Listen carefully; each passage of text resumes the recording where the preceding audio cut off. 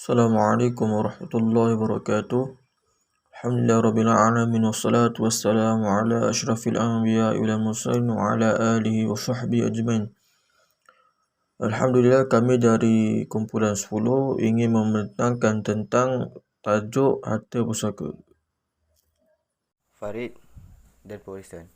Farid dan pewarisan ialah menentukan, memastikan, menghalalkan dan mewajibkan.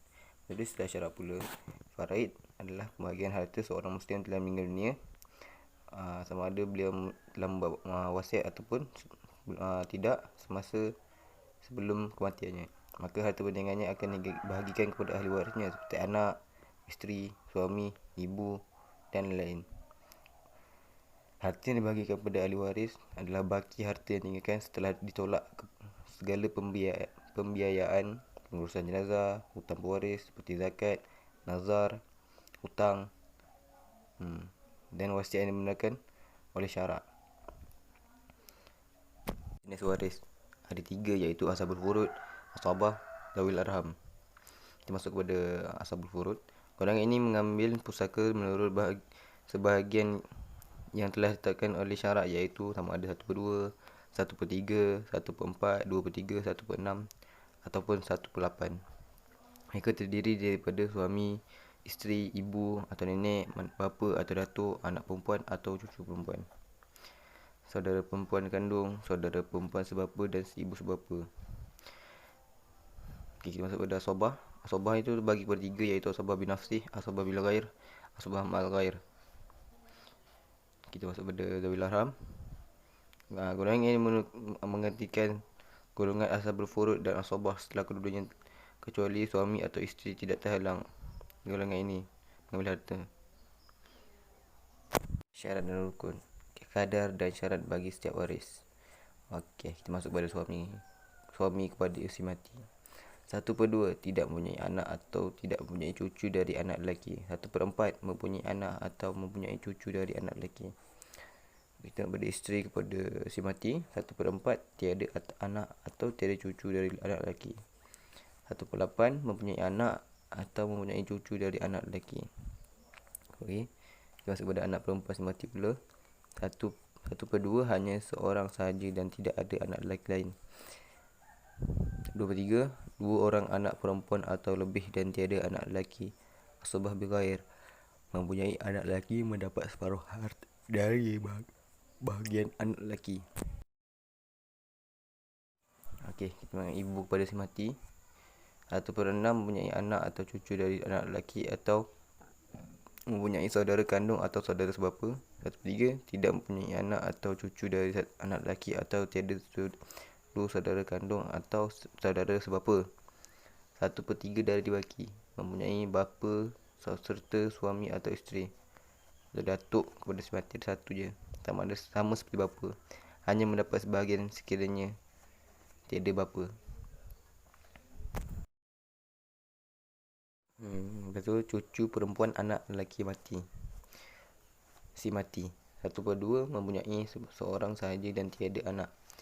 2/3 untuk yang mempunyai 2 orang atau lebih dan tiada anak.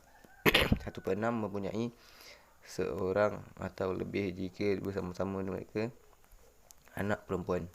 Ashabah bil ghair mempunyai cucu lelaki mendapat separuh dari sebahagian cucu lelaki daripada anak lelaki, terhalang disebabkan mempunyai anak lelaki atau 2 perempuan atau lebih.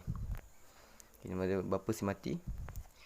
1/6 mempunyai anak lelaki atau cucu lelaki. Itu 1/6 mempunyai anak perempuan atau cucu perempuan. Itu ashabah. Tiada anak atau cucu dari anak lelaki.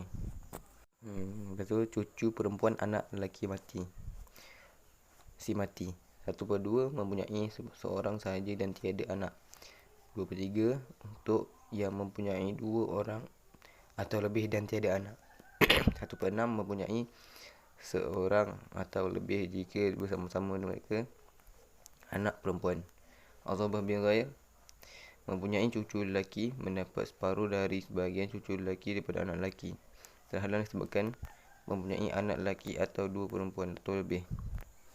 Ini ada bapa si mati. 1/6 mempunyai anak lelaki atau cucu lelaki. Lepas tu 1/6 mempunyai anak perempuan atau cucu perempuan. Lepas tu asabah, tiada anak atau cucu dari anak lelaki. Pembagian faraid adalah wajib.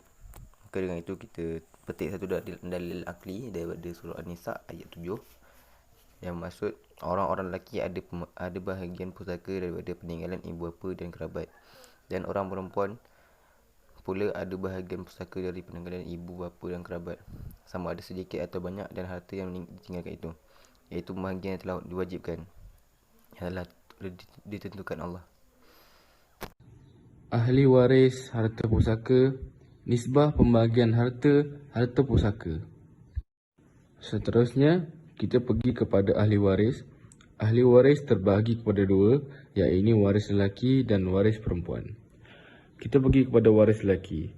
Waris lelaki ialah suami, anak lelaki, bapa, datuk sebelah bapa, saudara lelaki seibu sebapa, saudara lelaki sebapa, saudara lelaki seibu, anak saudara lelaki sebapa, bapa saudara seibu sebapa, bapa saudara sebapa, anak bapa saudara seibu sebapa, anak bapa saudara sebapa, tuan iaitu kepada hamba, dan yang terakhir anak saudara lelaki seibu sebapa. Yang kedua, ahli waris perempuan ialah isteri, anak perempuan, cucu perempuan, ibu, nenek sebelah ibu, nenek sebelah bapa, saudara perempuan seibu sebapa, saudara perempuan sebapa, saudara perempuan seibu, puan iaitu kepada hamba. Seterusnya, nisbah pembahagian harta, nisbah faraid. Sebagai panduan asas nisbah pembahagian harta, hukum faraid ditetapkan tetapi bergantung kepada waris ataupun waris yang lain yang wujud sewaktu kematian berlaku. Terdapat 5 orang yang tidak dihalangi, yang ini disebut juga waris tak terhalang, iaitu suami, isteri, bapa, ibu, anak lelaki dan anak perempuan. Disebut waris tak terhalang kerana hak mereka tetap ada, iaitu tidak terhalang oleh kewujudan waris-waris yang lain. Maknanya, bahagian mereka tetap ada. Berbeza dengan waris lain seperti adik-beradik lelaki, datuk atau nenek, hak mereka, iaitu menerima faraid, terhalang apabila wujud waris-waris yang lain. Contohnya, adik-beradik tidak akan mendapat bahagian apabila si mati ada meninggalkan anak lelaki. Baiklah, kita pergi kepada nisbah pembahagian harta untuk suami. Yang pertama, 1/2 jika si mati, iaitu isteri, tiada anak lelaki atau perempuan dan cucu dan ke bawah. Yang kedua, 1/4 jika si mati, iaitu isteri, ada anak lelaki atau perempuan dan cucu dan ke bawah. Yang kedua, kita pergi kepada isteri.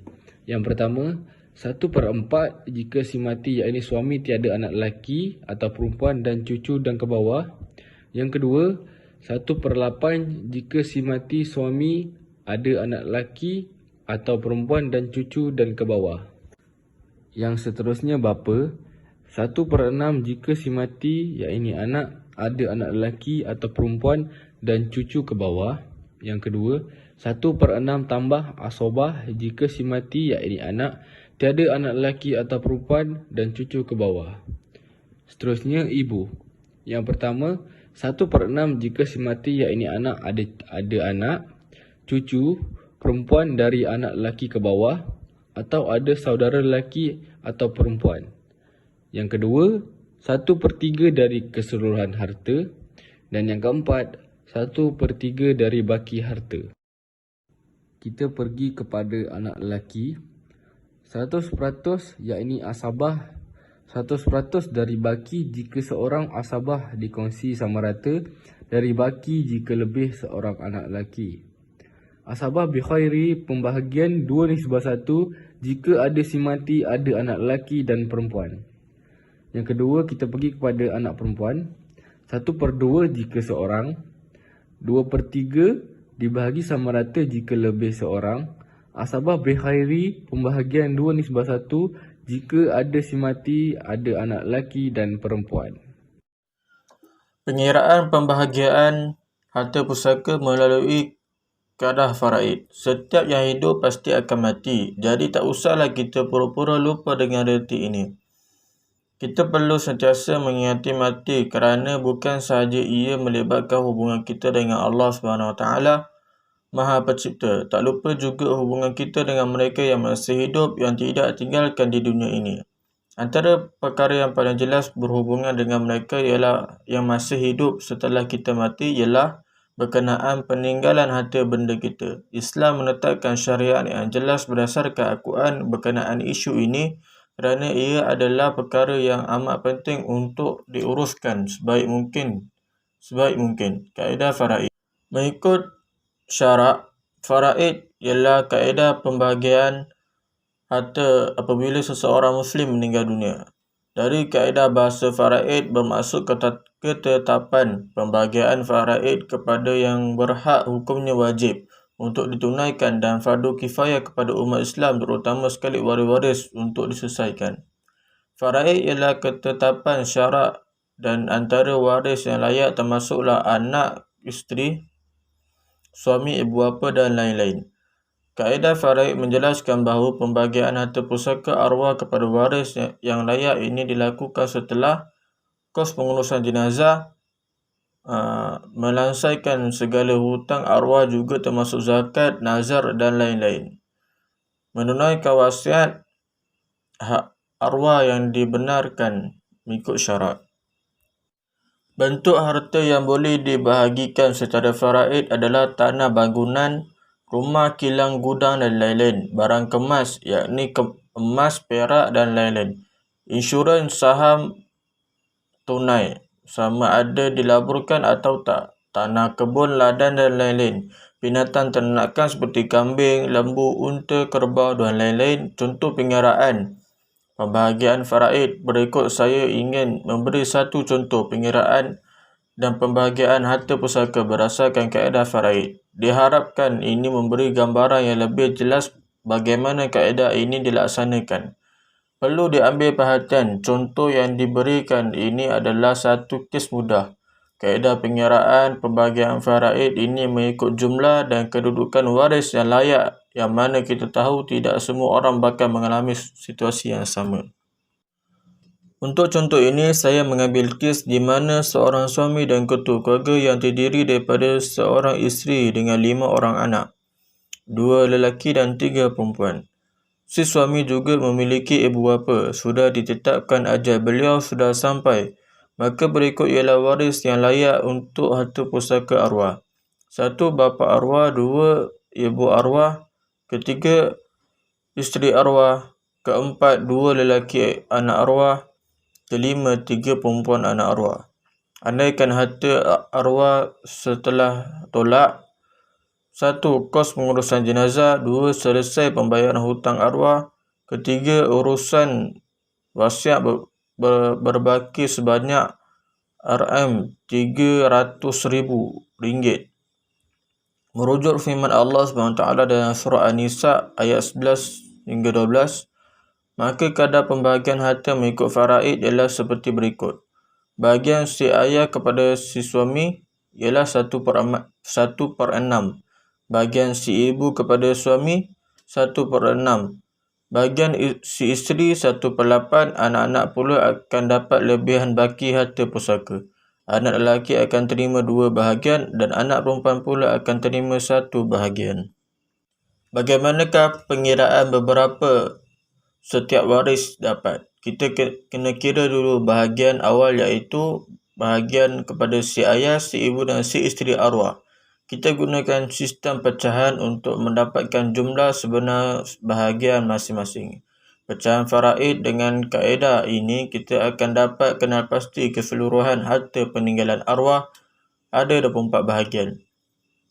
Dan kalau dibahagikan, ibu dan ayah arwah akan dapat 4 bahagian dan isteri arwah pula akan dapat 3 bahagian. Daripada 24 bahagian tadi, akan tinggal 13 bahagian lagi untuk diagihkan kepada anak-anak si arwah.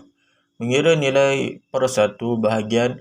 Untuk mengetahui nilai per 1 bahagian, maka kita cuma perlu bahagikan nilai harta tinggalan arwah dengan jumlah bahagian yang terhasil. 24 24 nilai bahagian faraid, maka secara jelas kita dapati satu bahagian bernilai RM12,000, RM12,500. Dengan ini, nilai agihan untuk bahagian berikut adalah seperti di bawah.